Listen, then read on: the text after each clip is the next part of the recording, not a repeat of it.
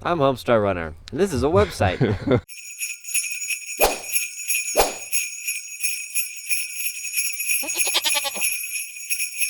Okay, so Thanksgiving is over, and so is Black Friday, and now we're in the holiday season where everybody's scrambling to buy gifts for the various holidays they're celebrating. For me, it's Christmas. How about you, Sparky? I like Christmas too. Christmas, okay.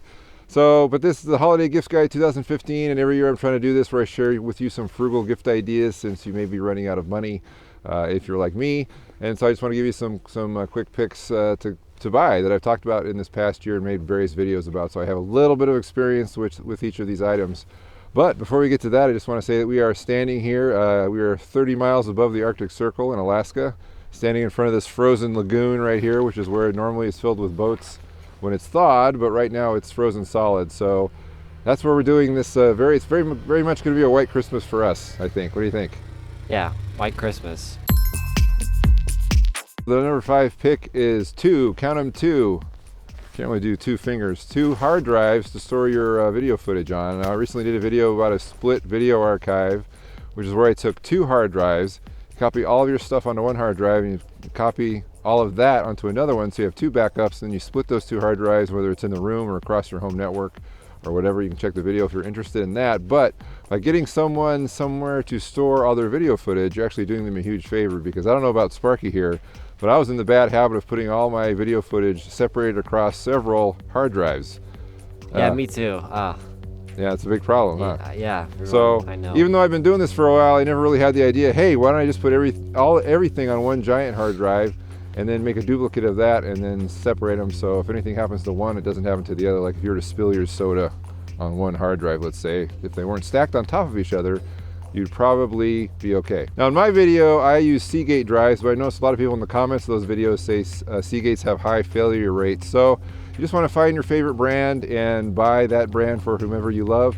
I think they'll totally appreciate you. Then you can refer them to my video if they want to know what to do with it. If they don't know already, I think they would.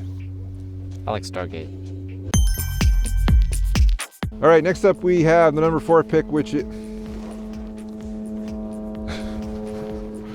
live near an airport. Okay, at number 4, we're going to talk about Audio Blocks. This is an online website library of audio samples, sound effects, music beds, music loops, all kinds of stuff. And I did a review on them a while ago. Actually, that was a paid review, but I like the product so much I actually subscribed to it. And if you're into content creation on YouTube and you don't want to spend a lot of time looking for music or looking for sound effects, I highly recommend Audio Blocks. Now on Black Friday, they recently had a really good deal, which was $49 for a year. Now that of course is gone because Black Friday is over. But even at $100 a year, which is what it is, if you're a content creator on YouTube, I highly suggest you look into this. Even if you're not a content creator on YouTube, maybe you're a content creator, or you just shoot events or weddings or make videos or whatever, you might really appreciate this, because it saves a ton of time when you're making your videos. You don't have to look for stuff that's royalty free or contact musicians to try and get them to making music, which is a good idea too. But Audio Blocks has been pretty good and I've enjoyed it. In fact, when I recently got it, I immediately used it quite a bit when I made my last video. The 5 Frugal Turkeys video, if you look at all the music on that video, all that came from Audio Blocks, and it was assembled rather quickly. It's really nice to have a quick interface where you can scan through all the sound files and hear exactly what they sound like immediately instead of having to load them and then play.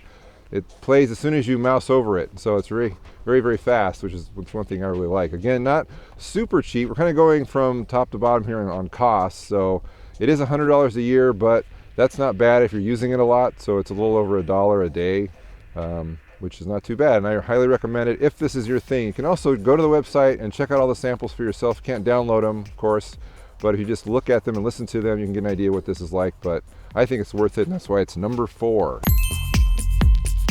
Staying with our audio theme, at number 3 we have the Aspen Lav mic. That's a review I did recently about a Lav microphone that was sent to me to review. And right now we're actually wearing my old Radio Shack microphones so that they'll match. But I was pretty impressed by the Aspen Lav mic, and actually it's become my mic of choice when I'm doing the Q&A show or other just one-man band videos. I'll use this mic because it doesn't take a battery, and you don't have to flip a switch to turn it on. And several times in the past I've often forgotten to do that, and all of a sudden I don't have any sound. You ever have that problem, flipping the switch at the wrong time or not flipping the switch? All the time. Okay, see, it's a problem. So it's nice not to have to worry about that. It's just automatically there. And the sound is good too, and I've gotten to like the microphone more as I've used it. So Check that out. It's about $45 if it's not on sale, but it was on sale recently at $35. So if you poke around Aspen's website, or just watch it, you might be able to get them when they're feeling generous. Maybe with a holiday sale they'll hold. So, but I like the mic, and check out the video if you want to see the full review.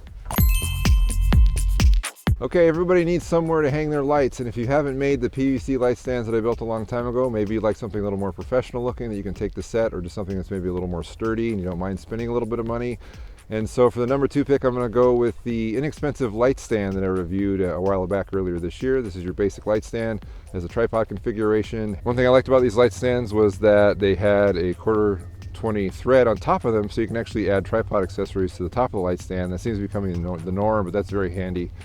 And it also had compression clamps instead of the twist clamps. So when you extended the light stand, you wouldn't break it by tightening it too much. You just have one setting of tightness.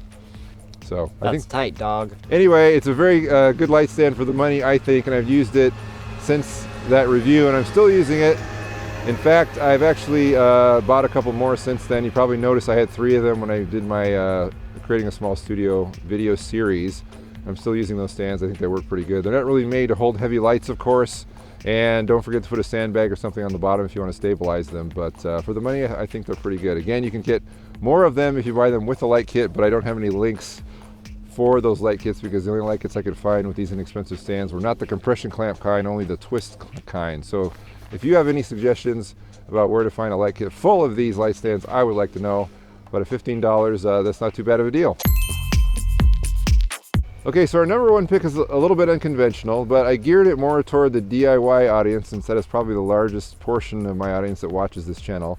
And I haven't really talked about anything DIY yet, so I thought I would pick something specifically DIY for the number 1 choice, and that is a giant 1/4-20 knob. How about that, huh? A knob? If you are building DIY camera rigs, such as the Frugal Cage, which as you see right there holding our camera, there are lots of contact points where you can add other accessories, and the flash brackets that the Frugal Cage is made out of already comes with 1/4-20 knobs. Bye, Mr. Bulldozer. But I've replaced several of those with these more expensive, larger knobs because they actually protrude out from the flash brackets, so they're easier to turn. They're a higher quality knob. Now, they don't have a thread in them like the ones that come with the flash brackets, but these are really, really handy if you build any kind of DIY camera rig, and I highly recommend them. They're about $3.50 a piece, which isn't super cheap, I realize, but the price actually goes down if you buy more of them. So I recommend you buy about 4 of them, which is I think $12 with the reduced shipping. I'll give you a link below, of course. But that is why I like these so much. They're very handy. I like to replace all my other kind of cheaper knobs that come with the flash brackets with these because they work so much better. So Larger knobs? those are our top 5 holiday picks for 2015. All the links provided for all this stuff will be down below in the description. And of course, if you have any comments, as always, please comment below. If you have any better ideas for this similar type of items that I mentioned, I would love to hear them. So, coming to you from Alaska with Sparky, I want to say happy holidays and watch out for bulldozers.